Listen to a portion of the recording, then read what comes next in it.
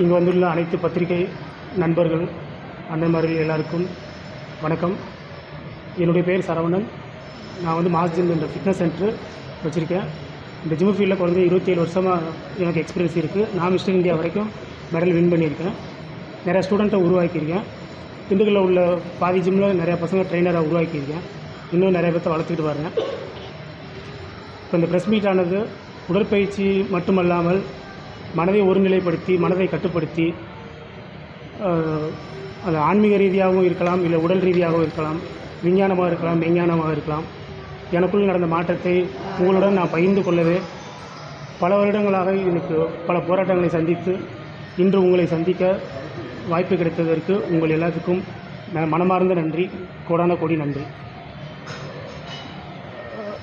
இந்த மாற்றம் எனக்குள் என் உடம்புக்குள் நடந்த மாற்றம் என்னவென்றால், ஃப்யூச்சரில் நடக்க போகிறது எல்லாமே என்னால் சில விஷயம் தெரிஞ்சிக்க முடியுது. ப்ரெசண்ட்டில் உள்ளது, பாஸ்ட்டில் உள்ளது, நம்ம எதுக்கு பிறந்தோம், நம்ம ஏன் பிறந்தோம் அப்படின்ற மாதிரி. நான் அந்தளவுக்கு ஆன்மீக ரீதியாக கோயிலுக்கு எதுவும் போனது கிடையாது, கோயில்கள போனது கிடையாது. ஆனால் இந்த கடந்த ஒரு 3-4 வருடமாக எனக்குள் ஏதோ மிகப்பெரிய மாற்றங்கள் நடந்தது. அதுக்கு மெயின் காரணம் என்றால், முதலில் நான் நமது தமிழ்நாடு திரைப்படத்துறைக்கு பெரும் நன்றியை தெரிவித்துக் கொள்கிறேன். ஏனென்றால் நம்ம திரைப்படத்தை பார்த்து தான் ஒவ்வொருத்தரும் ஒவ்வொரு ரோல் மாடலாக நம்ம நினைக்கிறோம்.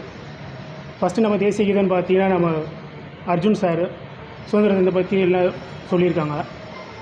அதே போல் ஒரு போலீஸ் ஆகணும் அப்படின்னா நமது கேப்டன் விஜயகாந்த் அவர்கள் உடம்பை ஃபிட்டாக வச்சுக்கணும் அப்படின்னு பார்த்தீங்கன்னா ஃபஸ்ட்டு நான் கற்றுக்கிட்டது சுப்ரீம் ஸ்டார் சரத்குமார் அவரை வச்சு தான் இந்த பாடி பில்டிங் ஃபீல்ட்லேயே நான் வந்தேன்.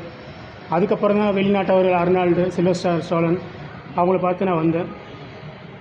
ஆன்மீக ரீதியாக எடுத்துக்காட்டுனா மிகப்பெரிய ஆன்மீக பெரியவர்கள் என்று சொல்லக்கூடிய நமது ராஜரிஷி திரு சூப்பர் ஸ்டார் ரஜினிகாந்த் அவர்களுக்கு மிகப்பெரிய நன்றியை கொள்ள விரும்புகிறேன். ஏனென்றால் அவர் சொன்ன இந்த யோகியா புக் ஆஃப் யோகி மகாவதர் பாபாஜி புக்கை இடையில நான் வாங்கி என்னை அறியாமல் படிக்க ஆரம்பித்தேன். அதனுள் நடந்த மாற்றங்கள் தான் மிகப்பெரிய மாற்றம். இதனால் மருத்துவ செலவு ஒரு 1 லட்சம் 2 லட்சம் செலவாகிற செலவை நான் யதார்த்தமாக சொல்லியிருக்கேன். ஆனால் அது நிப்பாட்டப்பட்டிருக்கு, எந்த ஒரு ஆப்ரேஷன் இல்லாமல். அதற்கு உண்டான ஸ்கேன் ரிப்போர்ட் எல்லாமே ப்ரெஸ் உங்கள் முன்னாடி நான் சமர்ப்பிக்க உள்ளேன். யதார்த்தமாக தான் நான் சொல்கிறேன். மற்றபடி நான் சாமியாரோ பூசாரியோ இல்லை கோயிலுக்கு போய் அதை பண்ணுங்க இதை பண்ணுங்கன்னு நான் சொல்ல விரும்பலை. ஒரு மனிதனோட சக்தி அது நம்மளோட பாசிட்டிவ் எனர்ஜி அதிகமாக இருந்துச்சு அப்படின்னா நம்மளால் மைண்ட் ரீட் பண்ண முடியும், செல்ஃப் ஹீலிங் பண்ண முடியும், நம்மளோட நோயை நம்மளாலே சரி பண்ண முடியும், நமக்கு வர்ற பிரச்சனையை நம்மளாலே சமாளிக்க முடியும், பிறருக்குமே அதை சமாளிக்க கற்றுத்தர முடியும். இது மாதிரி என் ஸ்டூடெண்ட்டுக்கு நிறைய பேருக்கு நான் சொல்லி கொடுத்துருக்கேன். அந்த மாதிரி பார்த்தீங்கன்னா தான் நம்ம குண்டலினி யோகான்னு சொல்லுவாங்க. இதில் ரஜினி சார் சொன்ன மாதிரி கிரியா யோகா அப்படின்னு சொல்லுவாங்க. அது மூச்சு பயிற்சி, மனதை கட்டுப்படுத்துறதுனால இந்த சக்தி எனக்கு கிடச்சிருக்கலான்னு நான் நினைக்கிறேன். அதற்கு உண்டான ஆதாரம் ஒவ்வொன்றையும் நான் தெரிவிக்க உள்ளேன். அதேபோல் ரஜினி சார் சொல்லுவாங்க, அவரோட ஆரா பவர் வந்து 20 மீட்டர் அளவு இருக்குது, அவரோட எனர்ஜி அதிகமாக இருக்குது அப்படின்றோம். 20 மீட்டர் கிடையாது, குறைஞ்சது 400-500 கிலோமீட்டர் தாண்டி அவருடைய ஆராசக்தி இருக்குது. அவருடைய திங்கிங் எனக்கு நிறையா வந்திருக்கு. யாரோ எனக்கு கூறியது போல் சில விஷயங்களை எவிடன்ஸாகவே நீ எடுத்துக்கொள் அப்படின்ட்டு சொன்ன மாதிரியே இது மக்களுக்கு மனப்பூர்வமான தெரிவித்துக் கொள்கிறேன். மூட நம்பிக்கையை அகற்றவும் போலிச்சாமியரை நம்ப வேண்டாம் என்பதே இதன் குறிக்கோளாக நான் இந்த சாட்சியை எல்லாமே உங்கள் மீது சமர்ப்பிக்க உள்ளேன். அதேபோல் ஒவ்வொரு அரசியல்வாதி ஒவ்வொரு பதவியில் உள்ளவங்களுக்கு எல்லாருக்குமே முக்கியத்துவன்றதை விட மரியாதை கொடுங்க. யாரையும் இழிவாக பேச வேண்டாம். கடந்த 2 ஆண்டுகளுக்கு முன்பு நமது தமிழக முதலமைச்சர் உடம்புக்கு முடியாமல் போனது, அவருடைய உடலில் என்ன அலைகள் எல்லாம் என்னுள் தெரிய ஆரம்பித்தது. அவருக்காக நான் அறியாமல் முருகன் கோயிலுக்கு மாலை போட்டேன். அது அவங்க கட்சி அலுவலகத்தில் சொன்னேன், யாரும் அது பெரிய விஷயமா எடுத்துக்கலாம். அதே போல் அவருக்கு உடம்புக்கு முடியாத 2 வருஷத்துக்கு முன்னாடி என்னோடய டைரியில் நோட் பண்ணியிருக்கேன். அதையும் உங்கள் முன்னாடி நான் சமர்ப்பிக்க உள்ளேன். எந்த ஒரு பொய் ஃப்ராடு தடம் எதுவுமே இல்லை, எந்த ஒரு எடிட்டிங்கும் இல்லை. அப்படி யாரும் ப்ரூவ் பண்ணாலும் ப்ரூவ் பண்ணுங்கள். இது பொய் சொல்கிறதுக்கு இங்கே வேலை கிடையாது. ஒரு உண்மையால் மட்டுமே ஒரு உண்மையை உருவாக்க முடியும் என்பதே உண்டு. அன்பு எங்கே இருக்காங்க, கடவுள் இருக்காங்கன்பாங்க. இன்றைக்கி நீங்கள் எல்லாம் இந்த நீங்கள் நண்பர்கள் எல்லாம் வந்திருக்கீங்கன்னா, ஒரு ஜென்மத்தில் நீங்கள் நான் உங்களுக்கு மகனாவோ அண்ணனாவோ தம்பியாவோ ஏதோ ஒரு பிரிவில் நம்ம பிறந்திருப்போம். அதனால தான் இன்றைக்கி நம்ம எல்லோரும் ஒன்று கூடியிருக்கோம். சத்தியம் ஜெயிக்கும். இது உண்டான ப்ரூஃப் எல்லாத்தையும் நான் காமிக்க உள்ளேன். இது நடக்கப்போவது என்ன என்றால், வர நவம்பர் டிசம்பரில் மிகப்பெரிய பேரழிவு இருக்கிறது. அதை தடுக்க வேண்டும் என்றால் ஃபஸ்ட்டு உங்களோட மனசை நீங்கள் கட்டுப்படுத்தி பிறருக்கு கெட்ட எண்ணம் நினைக்காமல் சரியாக உங்கள் மத நம்பிக்கையை சரியாக வழிபடுங்கள். யாரும் மதத்தை இழிவுபடுத்த வேணாம். யாரையும் கிண்டல் செய்து கேலி செய்ய வேண்டாம். உங்களுக்கு இது இந்த எல்லாத்தையும் சமர்ப்பிக்க உள்ளேன். நன்றி. இந்த நவம்பர் டிசம்பர் மாதம் சொல்றீங்க, இயற்கை பேரழிவு 2 மாதம் இயற்கை பேரழிவு வரும். உலகம் முழுவதுமா இந்தியாவுக்கு மட்டுமா? இந்தியாவுக்கு மட்டும் மெயினாக சென்னை சைடு அதிக வாய்ப்பு உள்ளது, பெரிய வாய்ப்பு உள்ளது. அதே மாதிரியா இயற்கை சீற்றம் அந்த மாதிரி? இயற்கை சீற்றம் தான். இயற்கை சீற்றம்னா இப்போ மழையா சுனாமியா? கடல் சீற்றம் அதிகமாகும். பஞ்சபூதத்தில் ஃபஸ்ட்டு கடல் சீற்றம் வரும்.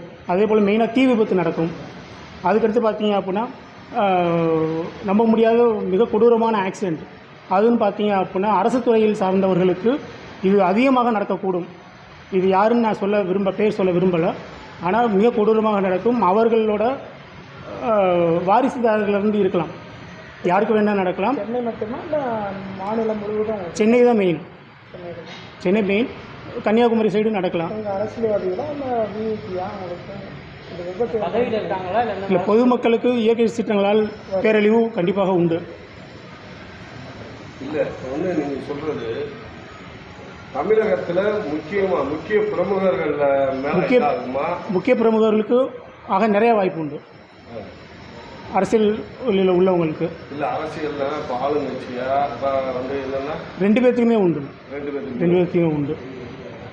இல்லை, சில பேருக்கு கடவுள் நம்பிக்கை இருக்கலாம், சில பேருக்கு கடவுள் நம்பிக்கை இருக்காது. ஆனால் அதுக்கு அழிவு காலம் ஆரம்பம் மாதிரி தோணுது. நான் எழுதி வச்சுருக்கேன் என்னோட டைரியில். நடக்கிறதுக்கு நிறைய வாய்ப்புகள் உண்டு. இல்லை, இது நடக்கிறதுக்கு வாய்ப்பு தான். முன்னபடி அவங்ககிட்டையும் தகவல் சொல்லலாமே. அவங்க என்னை கூப்பிட்டா நான் நேரடியாக போய் சந்தித்து நான் அவங்களுக்கு கண்டிப்பாக சொல்லுவேன். அதுக்கு உண்டான தீர்வும் சொல்லலாம், கண்டிப்பாக சொல்லுவேன். இல்லை, அதே மாதிரி இருக்குது, தீர்வு இருக்குது. தீர்வு இருக்குன்னா அவங்கவுங்களுக்கு என்ன விருப்பம், அதாவது யாரை வேணால் வழிபடலாம். அந்த புனிதத்தை கெடுக்காமல் அவங்க வழிபட்டாங்கன்னா கண்டிப்பாக வரும். பொறாமை குணம் இருக்கக்கூடாது. கண்டிப்பாக நல்ல விஷயம் நடக்கும். இது இல்லாமல் இயற்கை சீற்றம் சொன்னீங்க. ஆமாம். இந்த இயற்கை சீற்றத்தையும் தடுக்கிறதுக்கு வழி இருக்கா? இயற்கை வழி சீற்றங்கள் தடுக்கிறதுக்குன்னா ஃபஸ்ட்டு ஒரு மனிதனோட மனநிலை அவங்க நார்மலாக இருக்கணும். மற்றவங்கள பொறாமை குணம், போட்டி பொறாமை அது குறைஞ்சா இயற்கை சீற்றம் குறையிறதுக்கு வாய்ப்பு இருக்குது. இல்லை, இப்போ தமிழகத்திலே 10 கோடி மக்கள் இருக்காங்க. அப்போ 10 கோடி பேரும் ஒரே மாதிரி இருப்பாங்கன்னு சொல்ல முடியாது. ஆமாம். அப்படிங்கிறப்ப இயற்கை சீற்றத்தை தடுக்க முடியுமா? இயற்கை சீற்றத்தை தடுக்க முடியாது. மத நம்பிக்கைன்னு ஒன்று இருக்குது, அதை சிறப்பாக வழிபட்டால் தடுக்கிறதுக்கு வாய்ப்பு உண்டு. ஒவ்வொருத்தரும் ஒவ்வொரு குடும்பத்துக்காரங்களும் அவங்க மத அடிப்படையில் போயிட்டு இருக்காங்க. அதில் ஒரு 40% போகலான்னு வச்சுக்கோங்க. ஆனால் 60% மத வழிபாடு பண்ணுறாங்க. அப்படிங்கிறப்ப இயற்கை சீற்றம் வராது இல்லை அப்படி நீங்கள் சொல்கிறது? இயற்கை சீற்றம் வர்றதுக்கு நம்ம முன்னெச்சரிக்கையாக நடவடிக்கை எடுக்கப்படணும்.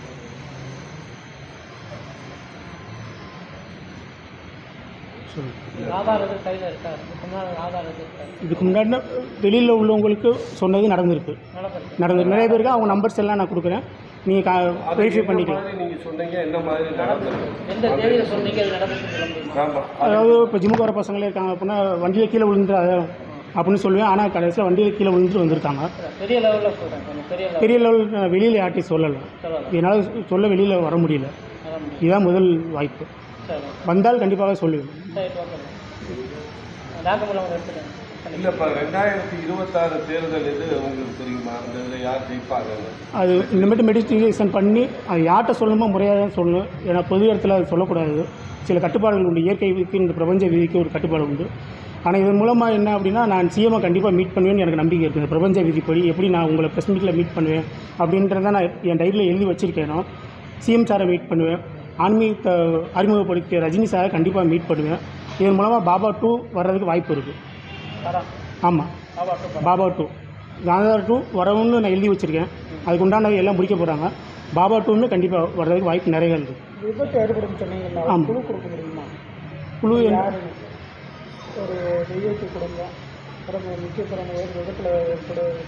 ஏற்கனவே ஒன்று நடந்துருச்சு. இல்லை, அது சொல்ல முடியாது. அப்படி சொல்ல முடியாது. நடந்து போது தனிப்பட்டு சொல்ல முடியாது.